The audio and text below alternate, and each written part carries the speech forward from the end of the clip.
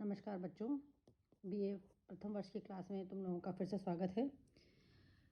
वहाँ पर दृश्य चल रहा था कल तक, जहाँ तक हमने स्वप्न वासुदेव का हम अध्ययन कर रहे थे। और कल तक जहाँ तक हमने अध्ययन किया था वहाँ दृश्य चल रहा था कि कुछ सेवक जन जो पद्मावती आश्रम में आती है तो लोगों को हटा रहे हैं। और इस बात का पद्मावती और इस बात का वासुदत्ता और योगेंद्रायण भी सोचते हैं कि ये कौन है जो लोगों को हटा रहे हैं, आश्रम के निवासियों को हटा रहे हैं। तभी कंचुकी मंच पे आता है और कहता है कि आप ऐसा बुरा काम मत करो। क्यों मत करो? क्योंकि परिहर्तु भवान नृप अपवादम न परुष आश्रम वासेषु प्रयोज्य नगर परिभवान विमुक्तो एते वन अभिगम्य मनस्विनो वसंती। वह कहते हैं कि परिभरतु भवान नृप अपवादम, आप लोग हमारे राजा के खिलाफ किसी प्रकार का अपवाद मत फैलाओ। अपवाद फैला रहे हैं क्योंकि लोगों को वहाँ से हटा रहे हैं, तो इसका मतलब जो आश्रम के लोगों को परेशान करते हैं हमारे राजा ऐसे नहीं हैं। आप उनके विरुद्ध किसी प्रकार का अपमान मत करो। उनके लिए किसी प्रकार का आप ऐसा कार्य करोगे अगर कि लोगों को हटाओगे तो उनको ऐसा लगेगा कि आप हमारे राजा का अपमान कर रहे हो। न परुष आश्रम वासिषु प्रयोज्यम, कि आश्रम वासिषु तपोवन के जो रहने वाले हैं उन लोगों को परुष यानी कि कठोर वचन, तपोवन में रहने वाले लोगों को आप लोग किसी भी प्रकार के कटु वचन नहीं कहने चाहिए, नहीं बोलने चाहिए। क्योंकि ये जो तपोवन में रहने वाले लोग हैं वो नगर परिभवान विमुक्त, नगर के परिभवान अपमान से, किसी प्रकार इनका नगर में अपमान ना हो जाए, इन सब चीज़ों से विमुक्त बचने के लिए ही वन अभिगम्य, वन में आकर के, जंगल में आकर के मनस्विनो, ये मनस्वी लोग रहते हैं। अर्थात यहाँ पर कंचुकी उन लोगों को समझाते हैं कि आप इस प्रकार का कार्य ना करें। इन लोगों का, जो वन में रहने वाले मनस्वी लोग हैं, जो तपस्वी लोग हैं, इन लोगों का अपमान ना करें। क्योंकि ये तपस्वी लोग वन में आकर के रहते ही इसलिए हैं कि नगर में रह कर के इनका अपमान होता है और नगर में रह कर के ये जो है अपना कार्य अच्छे प्रकार से नहीं कर सकते। तो आप यहाँ पर आकर के किसी प्रकार से इनका अपमान ना करें, और आप इनको इस प्रकार से हटाएंगे तो ये इनका अपमान ही होगा। ये बात कंचुकी ने कही है। इसके बाद आगे हम देखते हैं तो योगेंद्रायण कहता है कि ओ तो ये बात है, मतलब ऐसी बात है। योगेंद्रायण कहता है कि ओह चलो अब हम इसके पास चलते हैं। वासुदत्ता कहती है ठीक है। पास में जाकर वो कहती है अब के लोगों को क्यों हटा रहे हैं? तो कंचुकी बताता है कि हम इसलिए हटा रहे हैं कि हमारे महाराज जो हैं उनका नाम बड़े बूढ़ों ने दर्शक रखा है। ये उनकी बहन पद्मावती है और ये राजकुमारी की माता जो कि महादेवी हैं उनसे मिलने, जो कि आश्रम में रहती है, उनसे मिलने आई है और आज्ञा लेकर के उनकी फिर से अपने राजगृह को लौट रही हैं। आज इनका इसी आश्रम में पड़ाव है। जब योगेंद्रायण जो कि तपस्वी के वेश में वहाँ पे आया था, वो जब पूछता है कंचुकी से कि भाई ये लोगों को क्यों हटाया जा रहा है, तो फिर ऐसी परिस्थिति में कंचुकी उनको बताता है कि यहाँ पर पद्मावती है जो हमारे राजा दशरथ की बहन है, वो आई है, इसलिए यहाँ पे लोगों को हटाया जा रहा है, अपनी माता से मिलने आई है। इसलिए क्या कहते हैं ये, कंचुकी कहता है आगे कि तीर्थ उदिकानि समिधः कुसुमानि दर्भान स्वेर वरात उपयंतु तपोधनानि धर्म प्रिया नृपसुता नहीं धर्म पीड़ा विच्छेद तपस्वीसु कुल व्रतम एदम इतत अस्या।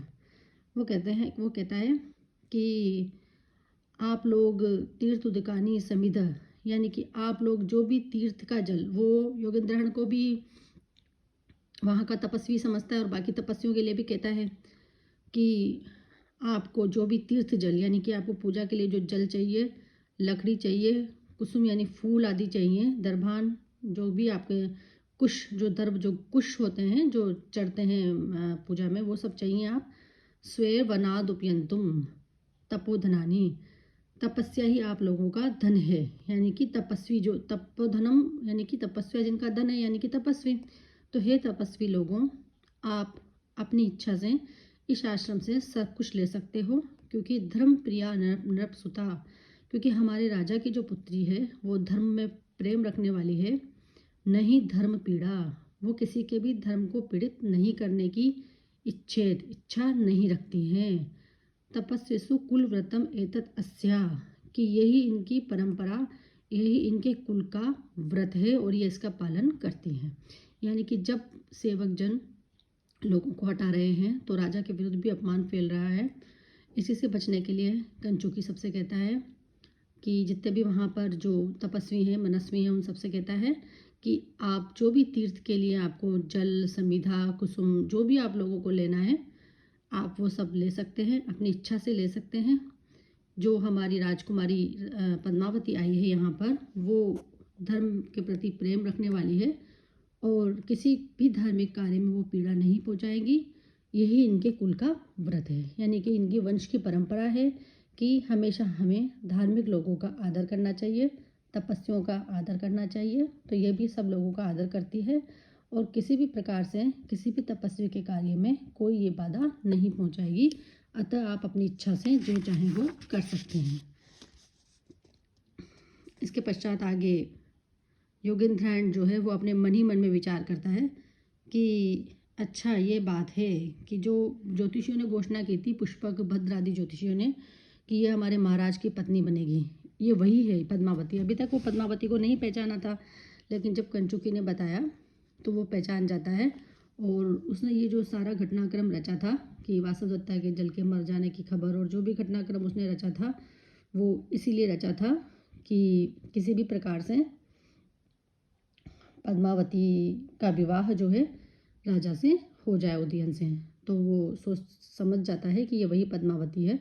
तो वो मन ही मन कहता है, तो वो कहता है प्रदेशो बहुमानो व संकल्पाद उपजायते भ्रत दारम अभिलाषित्वादमस्या में महति स्वता, कि कहता है कि प्रदेशो बहुमान, कि किसी भी व्यक्ति से प्रद्वेष यानी कि घृणा, और बहुमान बहुत अधिक जो मान होता है, लगाव जो होता है, वो संकल्पाद अपने मन के संकल्प से ही उपजायते उत्पन्न होता है।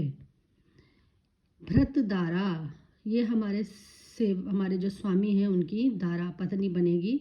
अभिलाषित्वाम, ऐसी अभिलाषा होने के कारण मैं महती स्वता, मुझे इसमें बहुत ज़्यादा स्वता यानी अपनापन, स्वभावना यानी अपनापन की भावना। वो कहता है कि पहले तो मैं एकदम नाराज़ हो रहा था कि आखिर ऐसी कौन आ गई है जिसकी वजह से सबको यहाँ से हटाया जा रहा है, लेकिन अब जब मैं देख रहा हूँ कि ये तो वही पद्मावती है जो मेरे राजा की पत्नी बनेगी, तो मुझे मन के संकल्प से ही, क्योंकि मन में ये संकल्प आ गया कि यही हमारे राजा की पत्नी बनेगी, तो अपने आप इससे मुझे अपनापन उत्पन्न हो गया है। इस प्रकार की बात वो मन ही मन योगेंद्रायण जो है विचार करता है। इस प्रकार से वो योगेंद्रायण ये विचार करता है कि ये मेरे मन में आ गया है, यही जो है हमारे राजा की पत्नी बनेगी।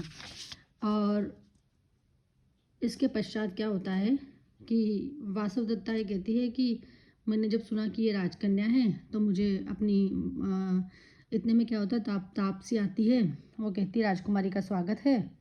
और वासवदत्ता कहती है कि यह वही राजकुमारी है, सचमुच इसका रूप तो उच्च कुल के योग्य है। पद्मावती आर्य प्रणाम करती है, चिरंजीवी रहो। इस प्रकार से वहाँ तापसी और वासुदत्ता की और इनकी बातचीत चलती रहती है। इतने में चेटी भी आ जाती है, उसका भी बातचीत चलती रहती है, वो भी किसी भी प्रकार से जो है वहाँ उसका भी बातचीत चलती रहती है। इसी बीच कंचुकी जो है, कांचुकी जो है इसी बीच आते हैं और कांचुकी कहते हैं कि कस्या अर्थ कलशेन को मृगयते वासो यथा निश्चितम दीक्षा पारितवान किमिच्छति पुनर्कुरुर्देद भवेत् आत्म अनुग्रहमिच्छति इह नृपजा धर्म अभिराम प्रिया यद्यस्ति समीप्सितुम वदतु तत् कस्या अद्यम किम दियताम। कंचुकी आकर के बताते हैं कि हमारी जो राजकुमारी है वो यहाँ सभी को कुछ ना कुछ देने आई है। कस्या अर्थेन कलशेन, कि किसको कलश चाहिए, पूजा के लिए जो कलश है वो किसको चाहिए।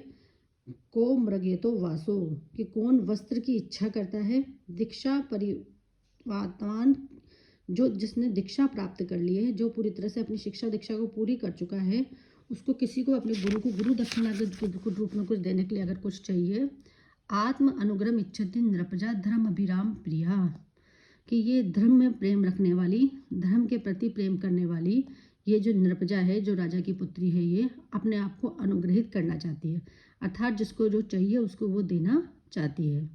यद्य अस्ति समीपसुम वदतु तत् कस्य अद्य किम दीयताम, कि जिसको भी जो समीपसुतम जो इच्छित है वो आप वदतु कहिए कि कस्या किसको अद्य आज क्या दीयताम क्या देना है। अर्थात वो कंचुकी कहता है कि हमारी रानी हमारी जो राजकुमारी है वो धर्म में प्रेम रखने वाली है, और सभी सेवकों से वो कहता है, सभी आश्रम के जनों से, कि किसको वस्त्र चाहिए, किसको गुरु दक्षिणा में देने के लिए गुरु को पैसे चाहिए, जो कुछ भी आपको चाहिए आप कहिए, ये यहाँ पर सबको देना चाहती है। इस प्रकार से यहाँ तक ये कथानक चलता है, आगे कर लेंगे बच्चों।